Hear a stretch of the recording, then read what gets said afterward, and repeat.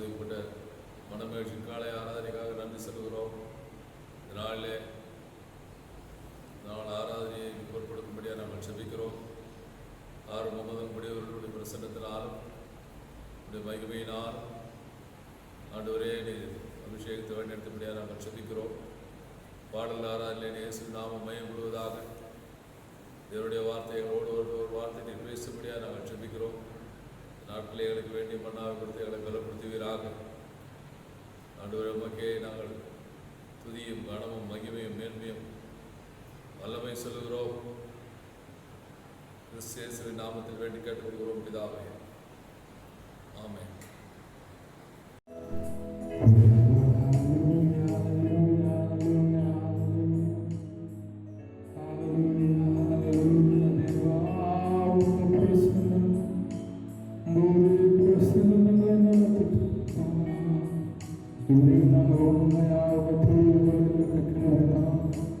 இந்த நாளை எங்களுக்கு ஆசீர்வதித்தாங்க, எங்களுக்கு ஆசீர்வதித்தாங்க. உங்க நாங்கள் உயர்ந்த எங்களுக்கு கிருபை தாங்க. எங்கள் கல் அவருடைய நாமத்திற்கு மகிமை துதியுண்டாக.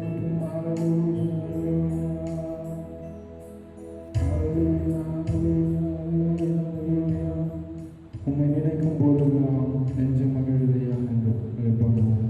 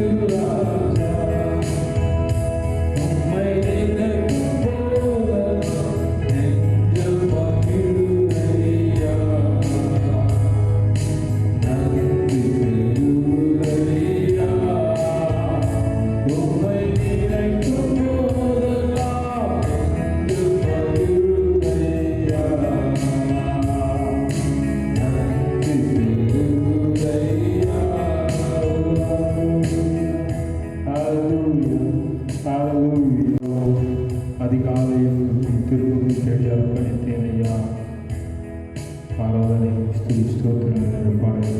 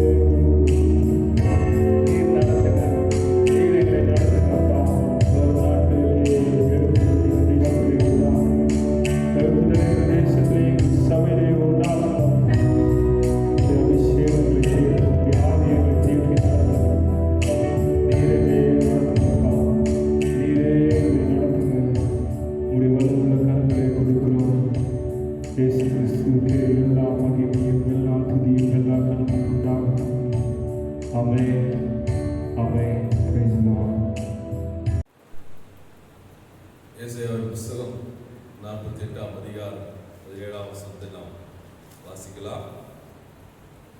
ஏசாயாவின் புஸ்தகம் 48ஆம் அதிகாரம் 17ஆம் வசனம். இஸ்ரவேலின் பரிசுத்தராயிருக்கிற மீட்பரான கர்த்தர் சொல்லுகிறதாவது, பிரயோஜனமாய் இருக்கிறதை உனக்கு நான் போதித்து நீ நடக்க வேண்டிய வழியில் உன்னை நடத்துகிற உன் தேவனாகிய கர்த்தர் நானே. பிரயோஜனமாய் இருக்கிறதை உனக்கு போதித்து நீ நடக்க வேண்டிய வழியில உன்னை நடத்துகிற உன் தேவனாகிய கர்த்தர் நானே என்று சொல்லி ஆண்டவர் சொல்லுகிறார். நாட்களில் ஆண்டவர் இதுவரையில் நம்மை நடத்தி கொண்டு வந்தார். கடந்த 2 மாதங்களுக்கு மேலாக நம்முடைய தேசத்திலேயும் நம்முடைய தமிழ்நாட்டில் அநேக பிரச்சனைகள் போராட்டங்கள் இருந்தாலும் ஆண்டவருடைய பிள்ளைகளை ஆண்டவர் நேர்த்தியாக நடத்துகிறது. அது எப்படி நடத்துகிறார்னா, நம்முடைய பிரயோஜனத்துக்காக நடத்துகிறார். பிரயோஜனமாக இருக்கிறதை நான் போதித்து நடத்துவேன், நீ நடக்க வேண்டிய வழியில் உன்னை நடத்துகிற உன் தேவனாகிய கர்த்தர் நானே என்று சொல்லி ஆண்டவர் சொல்கிறதை பார்க்கிறோம். ஆண்டவருடைய வார்த்தை அவர் நமக்கு பிரயோஜனமுள்ளதாக இருக்கிறது. கர்த்தருடைய வார்த்தை வசனம் ஒருபோதும் அது வீணாய் போகாது. அது ஆண்டவர் சொன்ன அந்த வாக்குத்தத்தத்தை நிறைவேற்றி தந்திரும். வேதத்தில் வாசிக்கும் பொழுது 2 வசனம் ஒருபோதும் வெறுமையாய் திரும்பாது என்று சொல்லியிருக்கிறார். ஆண்டவர் சொன்ன வார்த்தை பிரயோஜனமாய் இருக்கிறதை நான் உனக்கு போதித்து நடத்துகிற தேவன் நாட்களை நம்மை நடத்தி கொண்டிருக்கிறார். நாம் ஒருபோதும் சோர்ந்து போக வேண்டிய அவசியம் இல்லை. அப்படியானால் நம்முடைய தேவன் பிரயோஜனமாய் இருக்கிறதை போதித்து நடத்துகிற தேவனாய் இருக்கிறார். அப்போ அந்த ஆண்டவருடைய வழியிலே அவர் என்ன சொல்லுகிறாரோ அதன்படி நடக்கும்போது நம்முடைய வாழ்க்கையில ஆசீர்வாதமாக இருக்கும். ஆண்டவராகிய இயேசு கிறிஸ்து சேஷர்களோடு இருக்கும்போது ஆண்டவர் சொன்னார், நான் போகிறது உங்களுக்கு பிரயோஜனமாயிருக்கும். நான் போகவில்லை என்று சொன்னால் தேற்றல் வாழ்க்கை வர முடியாது.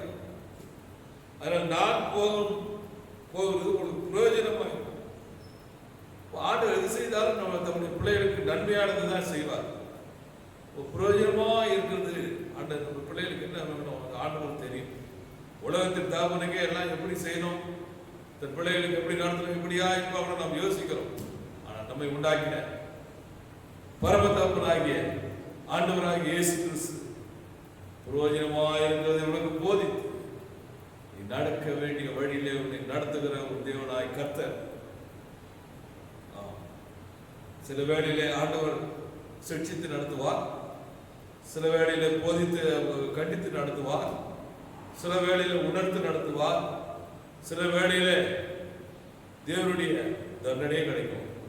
அது நம்ம ஒன்றும் சொல்ல முடியாது. ஆனால் எல்லாம் நம்முடைய பிரயோஜனத்துக்காகத்தான் ஆண்டவர் செய்கிறார் என்று சொல்லி விசுவாசத்தோடு நம்முடைய வாழ்க்கையில நாம் செயல்படும் பொழுது, அவரை இன்னும் பற்றிக் கொள்ளும் பொழுது நம்முடைய வாழ்க்கையில ஆண்டவருடைய ஆசீர்வாதத்தை பெற்றுக்கொள்ள முடியும். வேதத்தை பார்க்கிறோம். 12ஆம் எபிரேயர் புஸ்தகம் 12ஆம் அதிகாரம் 10ஆம் வசனத்தில், இவரோ தம்முடைய பரிசுத்தத்துக்கு பங்குள்ளவர்கள் ஆகும்படி நம்முடைய பிரயோஜனத்துக்காகவே நம்மை சிக்ஷித்தார் என்று சொல்லி பார்க்கிறோம். ஆண்டவர் சிக்ஷிக்கிறார் அப்படின்னு சொல்லி பார்த்து கொண்டே இருக்கிறோம். ஐயோ, ஏன் இந்த சோதனை, ஏன் பிரச்சனை? ஆண்டவருடைய சிக்ஷை வேதம் சொல்லுகிறது, கர்த்தருடைய சிக்ஷையை அற்பமாய் எண்ணாதே, அவர் கடிந்து கொள்ளும் பொழுது சோர்ந்து போகாது.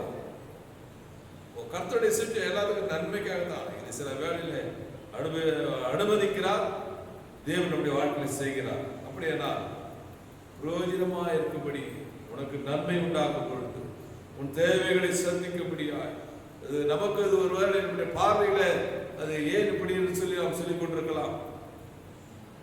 ஆனால் ஆண்டவருடைய பார்வையில் அது நன்மை உண்டாகும் பொருட்டு நமக்கு செய்கிறார். அப்போஸ்தலனாகிய பவுல் சொல்லும் போது அவருடைய ஊழியர்களில் சொல்றார். அப்போஸ்தலர் நடவடிக்கைகள் 20ஆம் அதிகாரம் 20ஆம் வசனத்துல, பிரயோஜனமாய் இருக்கிறவர்களில் நான் ஒன்றையும் நான் உங்களுக்கு மறைத்து வைக்கவில்லை என்று சொல்கிறார். எனக்கு உள்ள இருந்த எல்லாத்தையும் உங்களுக்கு எது எது பிரயோஜனமோ அதெல்லாம் உங்களுக்கு நான் சொல்லிட்டேன், எதையும் நான் மறைச்சு வச்சுக்கல, நான் சொல்றதெல்லாம் உங்களுக்கு சொல்லிட்டேன் அப்படின்னு சொல்றேன். அப்படியானால் அப்படி பிரயோஜனமாக இருக்கிறவர்களை பிரயோஜனமான காரியத்தை நமக்கு போதித்து ஆண்டவர் நடத்துகிறாருன்னா அந்த நடத்துதல் எப்படி இருக்கும் அப்படின்னு சொன்னா, அது ஆசீர்வாதமாயிருக்கும். ஏசாயா புத்தகம் 57ஆம் அதிகாரம் 12ஆம் வசனத்தில் வாசிக்கும் போது, அவர்களை நடத்தி அவர்களை வழிகளை நான் பார்த்து அவர்களை குணமாக்குவேன், அவர்களை நடத்தி திரும்பவும் அவர்களை துக்கப்படும் பொழுது அவர்களுக்கு ஆறுதல் அளிப்பேன் சொல்லுகிறார். அப்படியானால் அந்த பிரயோஜனம் என்ன? அவர்களை நடத்தி சில வேலை சில பாதை துன்பமான பாதையா இருக்கலாம், நெருக்கமான பாதையா இருக்கலாம், கஷ்டமான பாதையா இருக்கலாம். தேவன் அது உனக்கு பிரயோஜனமா இருக்கிறது என்று சொல்லி அனுமதிக்கிறார். அதில் அப்படியே நடத்தி விடுவது இல்லை ஆண்டவர். அவர்கள் துக்கப்படுறவர்களுக்கு ஆறுதல் படுத்தி பலப்படுத்துகிற தேவனாய் இருக்கிறார். ஆண்டவர் வார்த்தையை எப்போதும் விசுவாச ஆண்டவரே என்னை வாழ்க்கையை அனுமதித்திருக்கிறீர் என்று சொல்லி நாம் அவரை துதித்துக் கொண்டு நீ சொல்லுங்க ஆண்டவருடைய சித்தம் நடக்கணும்னு நாம் சொல்லும் பொழுது உண்மையாகவே அவருடைய ஆசீர்வாதத்தை காண்போம். ஏசாயா புத்தகம் 49ஆம் அதிகாரம் 10ஆம் வசனத்தை நீங்கள் வாசிக்கும் பொழுது, அவர்கள் பசியா இருப்பதில்லை. ஆண்டவருடைய பிரயோஜனம் நீ கொடுக்கிறது எனக்கு பிரயோஜனம் ஆண்டவரே, சத்தியம் எனக்கு அது எனக்கு பிரயோஜனமா இருக்கிறது. நீங்க என்ன சொல்றீங்களா? சாமுவேல் சொன்னது போல ஆண்டவர் கூடும்போது கேட்டான், சொல்லும் அடியே கேட்கிறேன் என்று சொல்லி சாமுவேல் சொன்னது போல நீங்களும் நானும் ஆண்டவருடைய வார்த்தையை சொல்லும் ஆண்டவரே எனக்கு இது பிரயோஜனமா இருக்கும் என்று சொல்லி விசுவாசத்தோடு கேட்கும் போது ஏசாயா 49ஆம் அதிகாரம் 10ஆம் வசனம் சொல்லப்படுகிறது, அவர்கள் பசியாயிருப்பதில்லை, அவர்கள் தாகமாயிருப்பதில்லை, உஷ்ணமாகிலும் வெயிலாகிலும் அவர்கள் படுவதில்லை. அவர்களுக்கு இறங்குகிறவர் அவர்களை நடத்தி அவர்களை நீரூற்றண்டையிலே கொண்டு போய் விடுவார். அல்லேலூயா, தேவனுக்கு மகிமை உண்டாகட்டும். கர்த்தர் சொல்லுகிற காரியம் என்னவென்றால், நீரூற்றண்டையில் நடத்துகிற தேவன் நம்மை நடத்துகிற தேவனாய் இருக்கிறார். அல்லேலூயா, பிரயோஜனமானதை செய்கிற தேவன் நம்முடைய தேவன். அல்லேலூயா, அப்படியானால் கர்த்தர் நம்முடைய வாழ்க்கையில நன்மையானதை செய்வார். அல்லேலூயா, கர்த்தருடைய பரிசுத்த நாமத்துக்கு மகிமை உண்டாகட்டும். நான் உனக்கு போதித்து நீ நடக்க வேண்டிய வழியை உனக்கு காட்டுவேன், உன் மேல் என் கண்ணை வைத்து உனக்கு ஆலோசனை சொல்வேன் என்று சங்கீதம் 32ஆம் அதிகாரம் 8ஆம் வசனத்துல நாம் வாசிக்கிறோம். போதித்து நீ நடக்க வேண்டிய வழியை நமக்கு காட்டுவார், ஆலோசனை கொடுத்து நிறுத்துகிறார். அல்லேலூயா, ஏனென்று சொன்னார், ஆலோசனையில் ஆச்சரியம் பண்ணவரும் செயலிலே மகத்துவம் உள்ள தேவன். அப்படியே நம்முடைய வாழ்க்கையிலே நாம் தேவன் சொல்ற காரியம் நம்முடைய வாழ்க்கைக்கு பிரயோஜனம், அது உண்மையா இருக்கிறது என்று சொல்லி நாம் அதை அப்படியே நம்முடைய வாழ்க்கையில அபியாசப்படுத்துவோம் என்று சொன்னால் அது நன்மையாய் இருக்கும். வேதம் சொல்லுகிறது, சங்கீதங்களின் புத்தகம் 25ஆம் அதிகாரம் 8ஆம் வசனத்துல, கர்த்தர் நல்லவர் உத்தமரமாய் இருக்கிறார், ஆகையால் பாவிகளுக்கு தங்கள் பாவிகளுக்கு வழியை தெரிவிக்கிறார் என்று சொல்லி பார்க்கிறோம். பாவிகளுக்கு வழியை தெரிவிக்கிறார் அப்படின்னா எதை செய்ய வேண்டும், எப்படி நடக்க வேண்டும் என்று சொல்லி போதித்து நம்மை நடத்துகிற தேவன். அதைத்தான் நாம் வாசிக்கிறோம். ஏசாயா 48:17 நான் பிரயோஜனமாய் இருக்கிறதை உனக்கு போதித்து நீ நடக்க வேண்டிய வழியிலே உன்னை நடத்துகிற உன் தேவனாகிய கர்த்தர் நானே என்று சொல்லுகிறார். உன்னை நடக்க வேண்டிய வழியில், இந்த வழியில் தான் நீ நடக்கணும். இந்த நெருக்கத்தின் பாதையில தான் போகணும், இந்த இடுக்கமான பாதையில தான் போகணும். இந்த வழியில போ, ஆனா கடைசியில் உனக்கு ஆசீர்வாதத்தை கூறுவேன் என்று சொல்லி ஆண்டவர் ஆசீர்வதிக்கிற தேவனாய் இருக்கிறார். அப்படியானால் அவர் நடத்துவது நம்முடைய வாழ்க்கைக்கு பிரயோஜனம், அவர் நடத்துவது நமக்கு ஆசீர்வாதத்தை தரும். எந்த ஒரு விதத்திலையும் அது நமக்கு ஆசீர்வாதத்தை குறைக்காது. நாம் விசுவாசத்தோடு செயல்படும் பொழுது உண்மையாகவே அந்த ஆண்டவர் போதித்து நடத்துகிற வழியில் நாம் செல்லும் பொழுது அது உங்களுக்கு பிரயோஜனமாக இருக்கும், நமக்கு பிரயோஜனமாக இருக்கும். கர்த்தர் அந்த வசனத்தின்படி நாம் ஒப்பு கொடுப்போம். ஆண்டவரே, நீ பிரயோஜனமாக இருக்கிறது தான் எனக்கு போதிக்கிறீர் என்று சொல்லி நான் ஒப்பு கொடுக்கிறேன் ஆண்டவரே. அப்படி நாம் சொல்லும் போது ஆண்டவர் சொன்னார், உன் வாழ்க்கையில பசி கிடையாது, உனக்கு தாகம் கிடையாது, வெயிலாகும் உஷ்ணமாகிலும் உண்மையிலே படுவதில்லை. இஸ்ரவேல் ஜனங்களை நடத்தும் போது அநேக பாடுகள் அநேக போராட்டங்களோடு தான் வந்தாங்க. ஆனா ஒரு வெயில் படாதபடிக்கு, ஒரு மழை அவர் மேலும் படாதபடிக்கு, பகலிலே வேக ஸ்தம்பமாகும், இரவிலே அக்கினி சம்பவமாகவும் அவர் நடத்தி வந்தார். அவரோடு கூட வந்து நடத்தினார். நமக்கு எல்லாத்தையுமே பிரயோஜனமாய் நடத்தி நம்மை ஆசீர்வதிக்கிறவராய் இருக்கிறார். அவருடைய வார்த்தைக்கு செவி கொடுக்கும் போது அந்த நன்மையை நாம் காண்போம். அந்த நன்மை எப்பொழுது காண்போம்? ஆண்டவரே, இந்த வழியிலே நான் நடத்துகிறேன், இந்த பாதையை நான் கடந்து செல்ல வேண்டும், இந்த நெருக்கத்தையே கடந்து செல்ல வேண்டும், இதனுடைய காரியத்தில் நான் உண்மையாக இருந்து போக வேண்டும் என்று சொல்லி நம்முடைய வாழ்க்கையில ஒப்பு கொடுக்கும் போது கர்த்தர் நம்முடைய வாழ்க்கையில ஆசீர்வாதத்தை கட்டளையிடுவார். இரண்டாவதாக வாசிக்கும் பொழுது 139 சங்கீதம் 24 வசனத்தை நாம் வாசிக்கும் பொழுது அங்கே சொல்லப்பட்டிருக்கிறது. சங்கீதக்காரர் சொல்லும் பொழுது, வேதனை உண்டாக்கும் வழி என்னிடத்தில் உண்டோ என்று பார்த்து என்னை நித்திய வழியிலே நடத்தும். முதலாவது சொன்னேன், பிரயோஜனமாய் இருக்கிறதை உனக்கு போதித்து நீ நடக்க வேண்டிய வழியிலே உன்னை நடத்துகிற தேவன். இன்றைக்கு வார்த்தையுடைய சாராம்சம் என்ன? அவர் நம்மை நடத்துவார். இந்த உலகத்தில் அநேகருக்கு போராட்டம் வரலாம், பிரச்சனைகள் வரலாம், எல்லா குறைகளும் இருக்கலாம். கர்த்தருடைய பிள்ளைகளை விட மாட்டாரு, அவர் நடத்துவார். அல்லேலூயா. கர்த்தர் என்ற சங்கீதக்காரர் சொல்கிறார், கர்த்தர் என் மேய்ப்பராய் இருக்கிறார், நான் தாழ்ச்சடையேன், அவர் என்னை புல்லுள்ள இடங்களில் மேய்த்து அமர்ந்த தண்ணீர் அண்டையிலே நடத்துகிறார், என்னை நீதியின் பாதையிலே நடத்துகிறார். அல்லேலூயா. அப்படியானால் நம்மை நடத்துகிற தேவனுக்கு சங்கீதக்காரனுக்கு இரண்டாவது வாசிக்கும் சொல்கிறார் 139 சங்கீதம் 24 வசனத்துல, வேதனை உண்டாக்கும் வழி என்னிடத்தில் உண்டோ என்று பார்த்து என்னை எப்படியாவது நித்திய வழியிலே நடத்துவாங்க. அவர் சொல்லும் பொழுது உண்மையாகவே அது அந்த வேதனை உண்டாக்கும் வழி அப்படின்னா, நமக்குள்ளே தேவனுக்கு விரோதமான பிரியமில்லாத காரியங்கள் இருந்தால் ஆண்டவரே சொல்லும், ஆண்டவரே எப்படியாவது நித்திய வழியில போயிட்டு நித்தியத்துக்கு நான் போய் சேர்ந்தாகணும், அதற்கு நீங்க கிருபை செய்த ஆண்டவரே. சங்கீதக்காரர் அதை சொல்கிறார், என்ன வேதனை இருந்தாலும் உமக்கு பிரியமில்லாத காரியங்கள், நீர் வெறுக்கிற காரியங்கள், உடைய வசனத்தை நான் டிவைட் பண்ணி போற காரியங்கள், ஆண்டவரே நீர் வெளிப்படுத்தும், ஆண்டவரை வெளிப்படுத்தி சரியான பாதையில் எப்படியாவது நித்திய ராஜ்யத்தை சுதந்திரத்துக் கொள்ள ஆவியானவர் ஒத்தாசை செய்யும் என்று சொல்லி சங்கீதக்காரர் பேசுகிறதை பார்க்கிறோம். அப்படியானால் அருமையானவர்களே, நம்மிடத்தில் என்ன இருக்கிறது? நம்மை நாமே ஆராய்ந்து பார்க்க வேண்டும். நம்முடைய வழி சரியா இருக்கிறதா? அவர் வழியில் தான் நடக்கிறோமா? வேதம் சொல்லுறது, கர்த்தருக்கு பயந்து அவர் வழியில் நடக்கிறவன் எவனோ அவன் பாக்கியம். அப்படியே அவருடைய ஆண்டவர் அதுக்கு பெரிய ஒரு ஆசீர்வாதங்களை பட்டியல் போட்டு காமிக்கிறார். அப்படியா நம்முடைய வழி எப்படி இருக்கிறது? சமாதானத்தின் வழியில் தான் போய் கொண்டிருக்கிறோமா? யாரோடு சமாதானமா இருக்கிறோமா? நம்முடைய வழி பரிசுத்த வழியில போய் நடக்கிறோமா? பரிசுத்த வழியில ஓடிக்கொண்டிருக்கிறோமா? நம்முடைய வழி செம்மையான வழியா இருக்கிறதா? நம்மை நாமே ஆராய்ந்து பார்க்கிற நாட்களா இருக்கிறது. தானிக்க சொல்லுகிறார் சங்கீதக்காரர், வேதனை உண்டாக்கும் வழியை எடுத்து உண்டோ என்று பார்த்து சரியா வழியிலே நித்திய வழியிலே நடத்தும் ஆண்டவரே. இது மாதிரி நம்ம யாரா கேட்கறது உண்டா?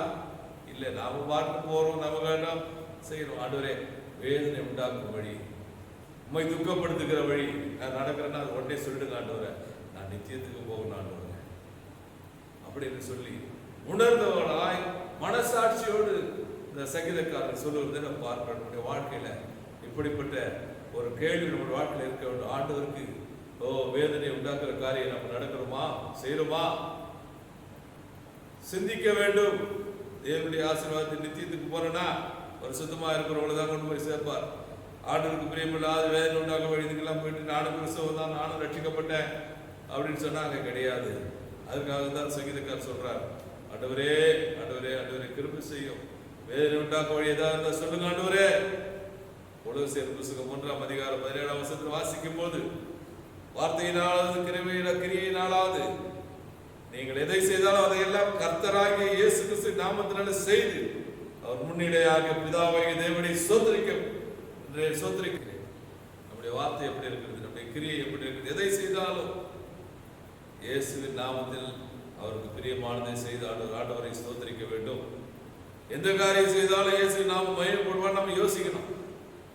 அதுதான் ஆண்டவருக்கு இந்த காரியத்தை சொல்லப்படுகிறது. வார்த்தையினாலாவது கிரியினாலாவது நீங்கள் எதை செய்தாலும் இயேசுவின் நாமம் அந்த காலத்தில் நம்ம செய்யற காலத்தில் இயேசுவின் நாமம் மகிமைப்படுமா? நாம் செய்கிற காரியம் மற்றவர்களுக்கு விசுவாசத்தை கெடுத்து போடுமா, இல்லை விசுவாசத்தை வர்த்திக்க செய்யுமா? நாம் செய்கிற காரியம் செய்ய போற காரியத்தில் ஜெபம், தேவ வார்த்தை, ஆவிக்குரிய காரியங்கள் குறைந்து விடுமா? நம்மை நாமே ஆராய்ந்து பார்க்க வேண்டும். வேதனை உண்டாக்கும் வழி என்னிடத்தில் உண்டோ என்று சொல்லி பார்த்து என்னை நித்திய வேலை நடத்த, என்னை சீர்படுத்த, சரிப்படுத்த ஆண்டவரே, சரிப்படுத்த ஆண்டவரே என்று சொல்லி அவர் சொல்லுகிறதை நாம் பார்க்கிறோம். அல்லேலூயா. தேவனுடைய மகிமை, தேவனுடைய நாமத்துக்கு மகிமை உண்டாகட்டும். கர்த்தர் உங்களை ஆசீர்வதிப்பாராக. 1 கொரிந்தியர் புத்தகம் 10ஆம் அதிகாரம் 31ஆம் வசனத்தில் வாசிக்கும் பொழுது, ஆகையால் நீங்கள் புசித்தாலும் குடித்தாலும் எதை செய்தாலும் எல்லாவற்றையும் தேவனுடைய மகிமைக்காக செய்யுங்கள்.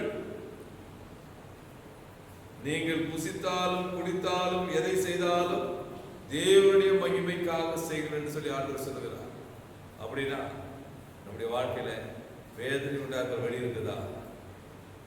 தேவநாமம் மகிமைப்படுகிறதா என்று பார்க்க வேண்டும். அல்லேலூயா. தேவனுக்கு மகிமை உண்டாகட்டும். 1 யோவான் புத்தகம் 1ஆம் அதிகாரம் 2ஆம் அதிகாரம் 6ஆம் வசனத்தில் வாசிக்கும் பொழுது, அவருக்குள் நிலைத்திருக்கிறவர் என்று சொல்லுகிறவர் அவர் நடந்தபடியே தானும் நடக்குது. அதுதான் நம்ம எப்படி நடக்கணும்ன்றது தெரியும். வேதனை உண்டாக்க வழியா இல்லை ஆண்டவர் வழியில் தான் நடக்கிறோமா? அவருக்குள் நான் நிலைத்திருக்கிறேன் என்று சொல்லுகிறவர் அவர் நடந்தபடியே தானும் நடக்க வேண்டும். ஏன்னா இந்த உலகத்துல போராட்டங்கள் உண்டு, பிரச்சனைகள் உண்டுதான். அப்போஸ்தலர் நடவடிக்கைகள் 14:22 வாசிக்கிறோம், அநேக உபத்திரவங்கள் வழியாக தான் நாம் தேவனுடைய ராஜ்யத்திற்குள் பிரவேசிக்க வேண்டும் என்று சொல்லப்பட்டிருக்கிறது. அநேக துக்கப்படுகிற காரியங்கள் இருக்கலாம், துக்கப்படுகிற காரியங்கள் இருக்கலாம், பிரச்சனைகள் இருக்கலாம், போராட்டங்கள் இருக்கலாம். அதன் மத்தியில தான் தேவனுடைய நாமத்துக்கு மகிமையாய் நாம் வாழ்ந்து, சாட்சியாய் வாழ்ந்து, பரிசுத்தத்தை காத்துக்கொண்டு தேவனுடைய ராஜ்யத்துக்கு நாம் கடந்து செல்ல வேண்டியது அவசியமாக இருக்கிறது. ஆண்டவர் சொல்கிறார், உபத்திரவத்திற்கு குகையில உன்னை தெரிந்து கொண்டேன் என்று சொல்லுகிறார். அப்படின்னா பாடுகள் இல்லாமல் நம்ம வாழ்க்கையில மகிமை இல்லை. அப்படின்னா என்ன பண்ணோம்? இந்த உலகத்துல போராட்டங்கள் மத்தியில் இடுக்கமான வழியில நாம் பிரவேசிக்கிறவர்களாக இருக்க வேண்டும். இடுக்கமான வாசல் வழியாய் பிரவேசிக்கிறவர்கள் அல்லேலூயா பிரவேசியுங்கள். ஆனா கேட்டுக்கு போற வாசல்களோ விசாலமாய் இருக்கிறது, அதில் பிரவேசிக்கிறவர்கள் அநேகர் என்று சொல்லி பார்க்கிறோம். அப்படியானா இந்த இடுக்கமான வழி, நெருக்கமான வழி, பரிசுத்த வழியில நாம் நடக்கிறவர்களாய் காணப்பட வேண்டும். தேவனுடைய பாதையில பரிசுத்த வழியில போனோம்னு சொன்னா நம்மை நாம எப்படி எல்லாம் ஆராய்ந்து பார்த்து நம்மை சீர்படுத்தி பரிசுத்தப்படுத்தி கொண்டாதான் போக முடியும். அப்போ ஒரு பரிசுத்த வழி காணப்படுகிறது. ஏசாயா புத்தகம் 35ஆம் அதிகாரம் 8ஆம் வசனம், அங்கே பெரும் பாதையான வழி, அது பரிசுத்த வழி எனப்படும். தீங்குள்ளவன் அதில் நடந்து வருவதில்லை. அதன் வழியாய் நடக்கிறவர்கள் திசை கெட்டு போனதும் இல்லை.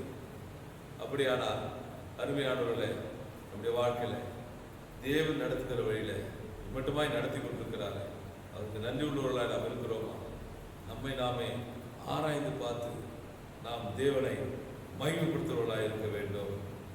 வேதனை உண்டாக்குற வழி ஏதாவது செய்யல, நான் சரிப்படுத்த ஆண்டவரே சொல்லி நடத்தணும். இதுவரையிலும் நடத்தினார், இனியே நடத்துவார். அவர் நடத்துகிற தேவன். ஆண்டவரை சொல்லி கேட்போம். சங்கீதக்காரர் கேட்கலாம், என்னை நடத்தும் இயேசுநாதா உமக்கு நன்றி ஐயா, எனக்குள் வாழும் எந்த நேசா உமக்கு நன்றி ஐயா, என்னை நடத்தும் இயேசுநாதா உமக்கு நன்றி ஐயா, எனக்குள் வாழும் எந்த நேசா உமக்கு நன்றி ஐயா, ஒளியாய் வந்தீர் வழியை தந்தீர் உமக்கு நன்றி ஐயா, ஒளியாய் வந்தீர் வழியை தந்தீர் உமக்கு நன்றி ஐயா, அழிவில் நின்று பாதுகாத்தீர் உமக்கு நன்றி ஐயா, என்னை நடத்தும் இயேசுநாதா உமக்கு நன்றி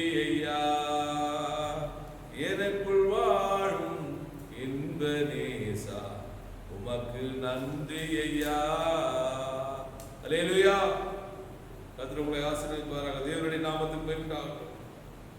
ஒன்றாவதாக வாசிக்கும் பிலிப்பியர் புத்தகம் 1ஆம் அதிகாரம் 5ஆம் வசனத்தை நாம் வாசிக்கலாம். பிலிப்பியர் 1:5. உங்கள் நற்கிரியைகளை தொடங்கினவர் அதை இயேசு கிறிஸ்துவின் நாள் பரியந்தம் முடிய நடத்துவார் என்று நம்புகிறேன் என்று சொல்லப்படுகிறது.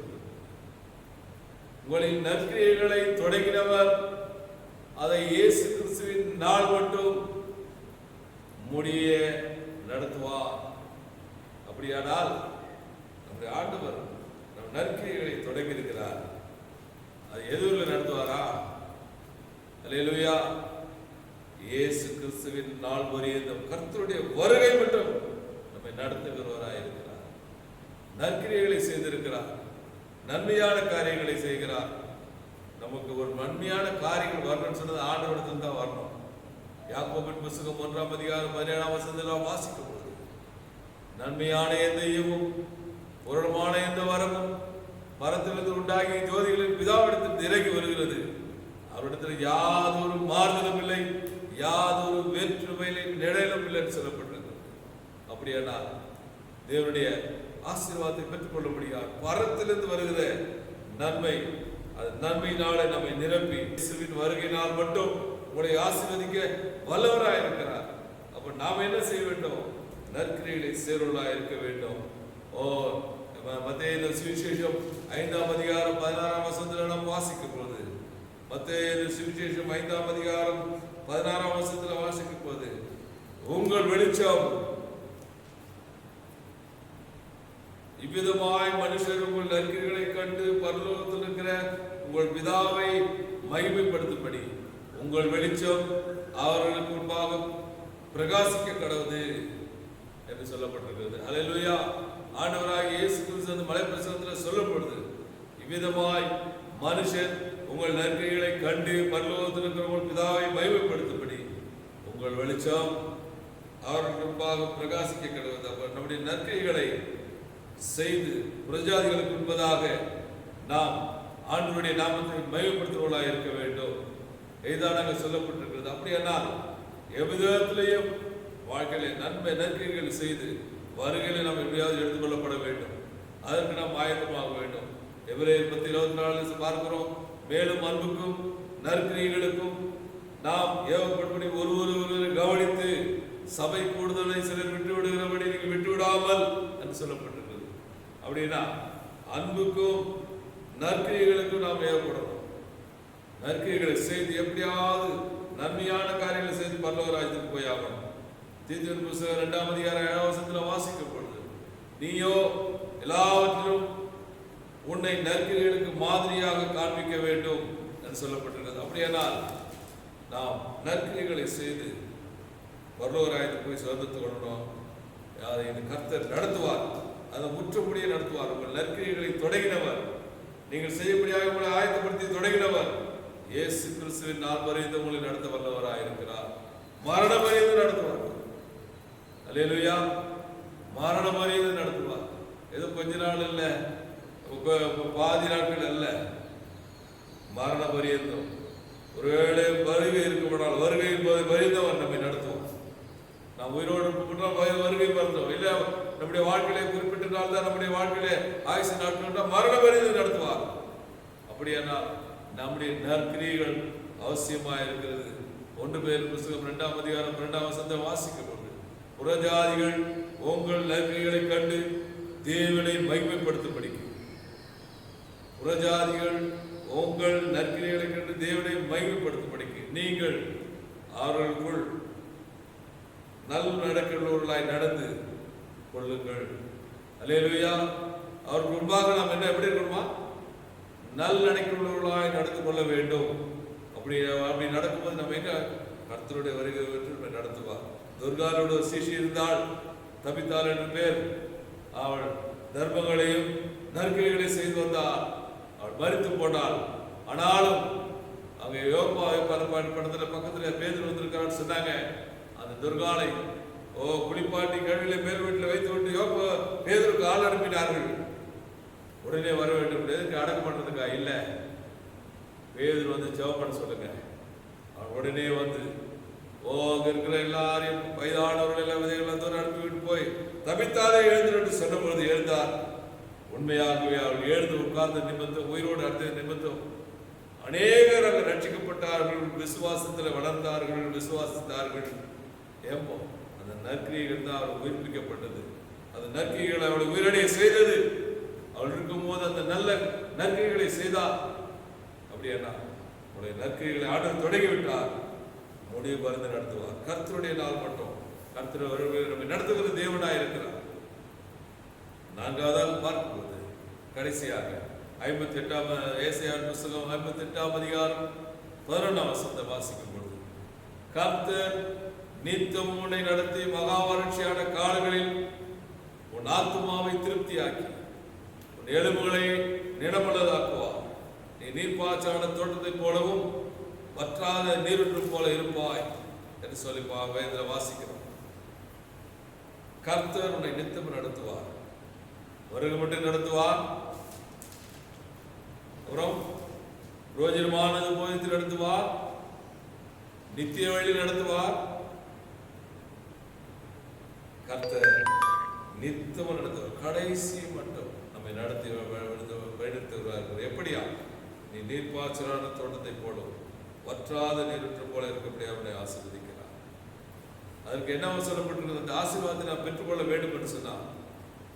அது ஏசாயா புத்தகம் 58 அதிகாரம் 6-7 வசனத்தை நாம் வாசிக்கும் பொழுது, அக்கிரமத்தின் கட்டுகளை அவிழ்த்து நுகத்தடியின் பிணையல்களை நெகிழ்கிறதும் நெருக்கப்பட்டவர்களை விடுதலையாக்குகிறதும் சகல நுகத்தடிகளை உடைத்து போடுகிறதும் பசியுள்ளவர்களுக்கு ஆகாரத்தையும் பகிர்ந்து கொடுக்கிறதும் துரத்துண்ட சிறுமையானவர்களை வீட்டிலே சேர்த்து கொடுக்கிறதும் வஸ்திரம் இல்லாதவரை கண்டாலும் வஸ்திரத்தை கொடுக்கிறதும் உன் மாம்சமானவனுக்கு உன்னை ஒழிக்காமல் இருக்கிறதும் அல்லவோ சுகந்த உபவாசம்.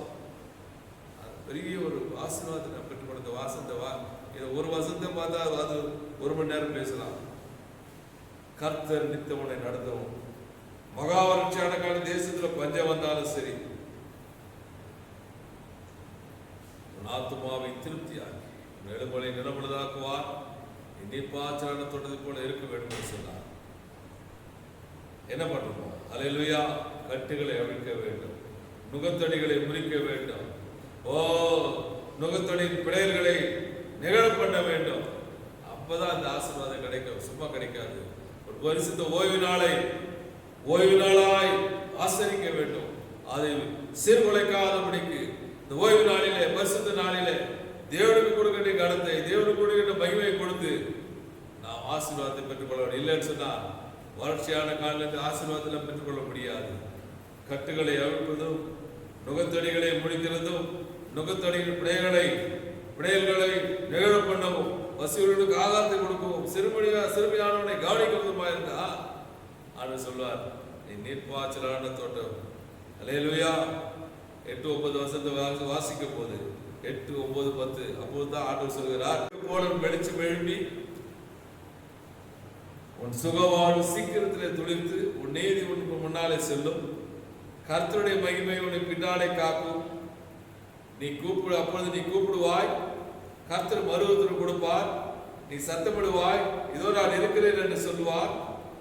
நுகத்தொடையும் விரல் நீட்டுதலையும் நிபந்தனை சொல்லியும் நீ உன் நடுவிலிருந்து அகற்றி போட்டு வசூலுக்கு ஆகாரத்தை சாய்த்து கொடுக்கும் போது ஆண்டவர் சொல்றார், கர்த்தர் நித்தம் உன்னை நடத்தி மகா வறட்சியான காலங்கள் உன் ஆத்துமாவை திருப்திப்படுத்துவார்.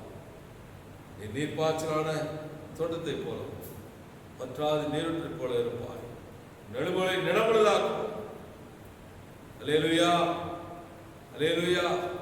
அப்படியானால் அப்படி வாழ்க்கையில மற்றவர்களுடைய காரியங்களை, ஏழை எளிய ஜனங்களை, நெருக்கப்பட்டிருக்க ஜனங்களை, சிரமப்பட்டிருக்க ஜனங்களுக்கு செய்ய வேண்டிய உதவி செய்து நாம் தேவனை நோக்கி பார்க்கும்போது மற்றவர்கள் கட்டுறவர்கள் இருப்பாங்க. பிசாசின் கட்டு, சாத்தாண்ட கட்டு, மந்திர கட்டு, தந்திர கட்டு, எல்லா கட்டுகளையும் அவிழ்க்க வேண்டும். அப்பொழுது கர்த்தர் எப்படி ஆச்சுப்பார்? கர்த்தருடைய நித்தமும் நடத்துவார், கடைசி மட்டும் நடத்துவார். அது மாத்திர நீ நீர்ப்பாய்ச்சலான தோட்டத்தை போலவும் பற்றாத நிறுவன போல உன்னை ஆசீர்வதிப்பார். நீ நீர்க்கால்கள் ஓரமாய் நடப்பட்டு தன் காலத்தில் கனியை தந்து இடதுராக மரத்தை போல இருப்பாய். நீ செய்வதெல்லாம் வாய்க்கும். கர்த்தர் அப்படியாக உங்களை ஆசீர்வதிப்பாராக. அல்லேலூயா, அல்லேலூயா, அல்லேலூயா. கர்த்தர் உங்களை ஆசீர்வதிப்பாராக. தேவனுடைய நாமத்துக்கு மகிமை உண்டாகட்டும். ஜெபிக்கலாம். நல்ல பிதாவே, நல்ல வேலைக்காக சோதரிக்கிறோம். ஆசீர்வதிக்கப்பட்ட கால வேலைக்காக நன்றி சொல்லுகிறோம். இந்த நாளிலே எங்களுக்கு கொடுத்த வார்த்தைக்காக நன்றி சொல்லுகிறோம். கர்த்தர் நித்தமும் நடத்துவேன் என்று சொன்னீர். பிரயோஜனமானதை உங்களுக்கு போதித்து நடத்துவேன் என்று சொன்னீர். வேதனை உண்டாக்கும் வழி உண்டோ என்று பார்த்து நீ ஆண்டவரே எங்களுக்கு நித்தியத்துக்கு போகிற வழியில பரலோக ராயத்துக்கு நடத்துவேன் என்று சொன்னீர். ஆண்டவரே, ஒரு வருகை மட்டும் நான் நடத்துவேன் என்று சொன்னீர். இசை நடத்த போறதுக்காக ஸ்தோத்திரம். நாளுடைய பிள்ளைகளை விசுவாச குடும்பத்தார ஆசீர்வதிங்க. அவருடைய தேவைகளை சந்திங்க. அவருடைய குறைவெல்லாம் நிறைவாக்குங்க. சம்பூர்ணமான ஆசீர்வாதத்தினாலும் பரிபூர்ண ஆசீர்வாதத்தினாலும் நிரப்புகிறார். எல்லா துதியும் கனமும் மகிமையும் மேன்மையும் புகழ்ச்சி வல்லமையும் மக்கள் உண்டாகும். மெய்ப்பரேசுவின் நாமத்தில் வேண்டி கேட்டுக்கொள்கிறோம் பிதாவே. ஆமென். என் ஆத்துமாவே கர்த்தரை ஸ்தோத்திரி, என் முழுமே பரிசுத்த நாமத்தை ஸ்தோத்திரி. என் ஆத்துமாவே கர்த்தரை ஸ்தோத்திரி. கர்த்தர் செய்த சகல மரணம் பரவாதே. ஆமென். நம்முடைய கர்த்தராகிய இயேசு கிறிஸ்துவின் கிருபை, பிதாவாகிய தேவனுடைய அன்பு, பரிசுத்த ஆவியானவருடைய அன்பின் ஐக்கியமும் சந்தோஷமும் சமாதானமும் ஆசீர்வாதம் என்றும் என்றும் சதா காலங்களிலும் ஒவ்வொரு மேலும் தங்கியிருப்பதாக. ஆமென். Praise the Lord. God bless you.